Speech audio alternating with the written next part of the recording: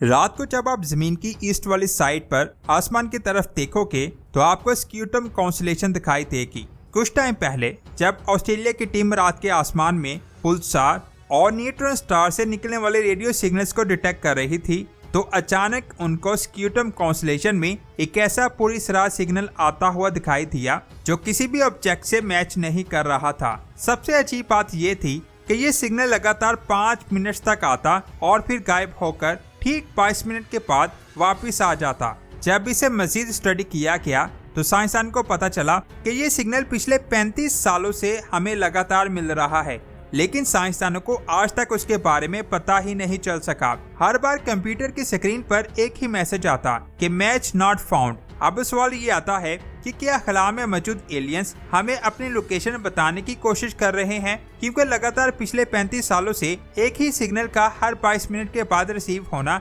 ये ज्यादातर तब ही मुमकिन है जब उसे कोई सिविलाइजेशन भेजे, क्योंकि पुल्सार या मैग्नेटार से आने वाले सिग्नल्स की कुछ टाइम के बाद एनर्जी खत्म हो जाती है और वो आना बंद कर देते हैं। लेकिन ये तो पिछले 35 सालों से आ रहा है, इसीलिए साइंसदान का ध्यान एलियन की तरफ गया। या भी ये सिग्नल खला में ऐसे ऑब्जेक्ट से आ रहा है जिसके बारे में हमें पता ही नहीं है। अब ये रेडियो सिग्नल क्या हो सकता है? 2020 में ऑस्ट्रेलिया की कर्टन यूनिवर्सिटी का एक स्टूडेंट खला में रेडियो सिग्नल्स के डेटा को स्टडी कर रहा था, लेकिन जब उसने 2018 के डेटा को स्टडी किया तो उसे एक ऐसा सिग्नल मिला जो किसी लाइट हाउस से आती बीम की तरह रेडियो सिग्नल की बीम को जमीन की तरफ फेंक रहा था। जब उसने इस सिग्नल के बारे में अपनी टीम के हेड नताशा को बताया तो नताशा ने खुद इस सिग्नल पर रिसर्च करना शुरू कर दी। सबसे पहले उसने उस सिग्नल की लोकेशन को अलग अलग डेटा की फ्रीक्वेंसी में देखा, लेकिन उसे वहां सिग्नल के बारे में कोई भी क्लू नहीं मिला।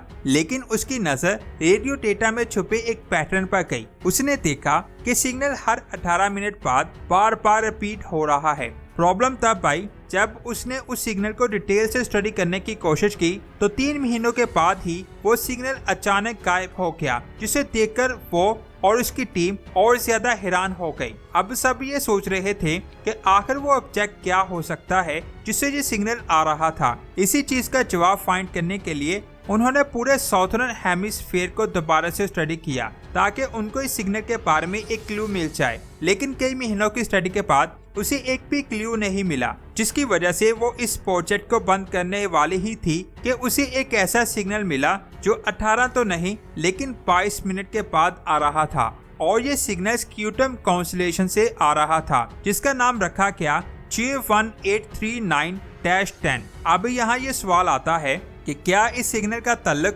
18 मिनट बाद आने वाले सिग्नल से था? इसी बात के बारे में जानने के लिए नताशा ने अगेन उस पूरे रीजन के प्रीवियस डेटा को स्टडी किया। इस सिग्नल को 1988 में इंडिया और अमेरिका के रेडियो टेलीस्कोप ने भी डिटेक्ट किया था, लेकिन वो डेटा कंप्यूटर की फाइलों में कहीं गुम हो गया। लेकिन करंट स्टडी के दौरान जब इस डेटा को एक बार फिर से रिविजिट किया गया तब नताशा को पता चला कि ये सिग्नल पिछले 35 सालों से हर 22 मिनट बाद रिपीट हो रहा है, और जब ये सिग्नल आता है तो 5 मिनट के लिए स्ट्रॉन्ग बर्स्ट छोड़ता है। ये साइंसदानों के लिए एक अच्छी खबर थी, क्योंकि इन सिग्नल की मदद से साइंसदान ये जान सकते थे कि जो चीज ये सिग्नल भेज रही है वो हमसे कितनी दूर है, और फिर उनको पता चल गया कि वो चीज जमीन से 15,000 लाइट ईयर दूर मौजूद है।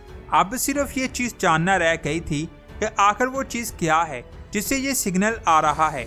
इसके बाद नताशा और उसकी टीम ने इस सिग्नल को उन अननोन ऑब्जेक्ट के सिग्नल्स के साथ मैच किया जो रेडियो सिग्नल्स खारिज करते हैं, और फिर उसे कुछ चीजें मैच होती हुई नजर आई। उस डेटा में कई ऐसे सिग्नल्स थे J1839-10 की तरह ब्लिंक कर रहे थे, और वो ब्लिंकिंग पैटर्न कुछ टाइम के बाद रिपीट हो रहा था।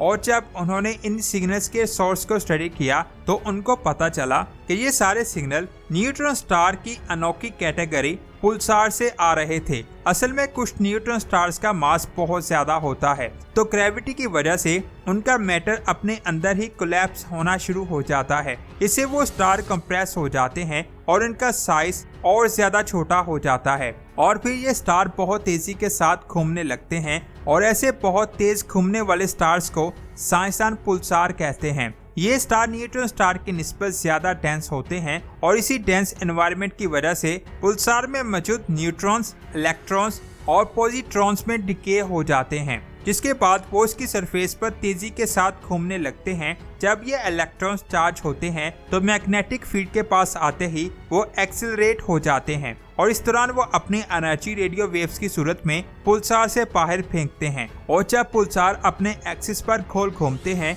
तब रेडिएशन खारिज करने वाले मैग्नेटिक एक्सिस के टिप्स जमीन की तरफ होते हैं और हमारी जमीन से टकराते हैं। यानी एक तरह से ये पुल्सार ब्लिंक करता है, जिसकी वजह से ये एक स्ट्रेंज सिग्नल की तरह दिखाई देता है। इसका मतलब है कि सारी चीजें खुलकर सामने आ गई। लेकिन अब साइंसदानों के माइंड में ये सवाल था कि क्या वाकई में 22 मिनट बाद आने वाला सिग्नल पुल्सार से आ रहा था। ये जानने के लिए साइंसदानों ने अब तक मिले सभी पुल्सार्स को उनके रोटेशन पीरियड के बेस पर इस ग्राफ में रखा। अब नॉर्मल पुल्सार का पल्सेशन पीरियड 0.25 सेकंड से लेकर 2 सेकंड तक होता है।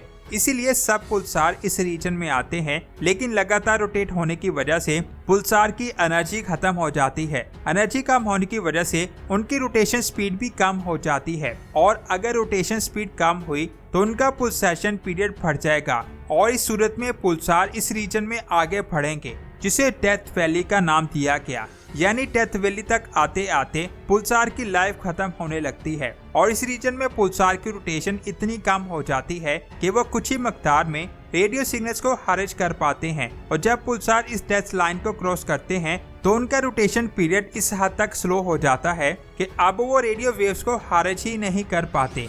लेकिन साइंसदानों को मिले सिग्नल के टाइम पीरियड को जब कैलकुलेट किया गया तो वो ग्राफ के इस रीजन में आ रहा था। तो वो हैरान हो गए क्योंकि ये सिग्नल डेथ लाइन से आगे होकर भी रेडियो वेव्स को खारिज कर रहा था। इसे एक बात तो बिल्कुल पक्की थी कि ये ऑब्जेक्ट एक पुल्सार तो नहीं है, लेकिन उन्हें एहसास हुआ कि पुल्सार में भी एक स्पेशल कैटेगरी होती है, यानी मैग्नेटार्स। ये ऐसे स्टार्स होते हैं जिनकी मैग्नेटिक फील्ड नॉर्मल पुल्सार से 1000 गुना ज्यादा होती है और साथ ही उनका रोटेशन पीरियड पुल्सार से ज्यादा होता है। इसलिए साइंसदान को लगा कि शायद ये सिग्नल इस तरह के स्टार से आ रहा है। लेकिन जब उन्होंने इस स्टार को इसके पीरियड के हिसाब से इस ग्राफ में रखा तो इसके सिग्नल भी उस स्टार के आसपास नहीं थे। इसके अलावा मैग्नेटार रेडियो वेव्स के साथ साथ एक्सरेज भी खारिज करते हैं, लेकिन वो सिग्नल सिर्फ रेडियो वेव्स को ही खारिज कर रहा था। यानी वो सिग्नल ना तो पुल्सार का था और ना ही मैग्नेटार का।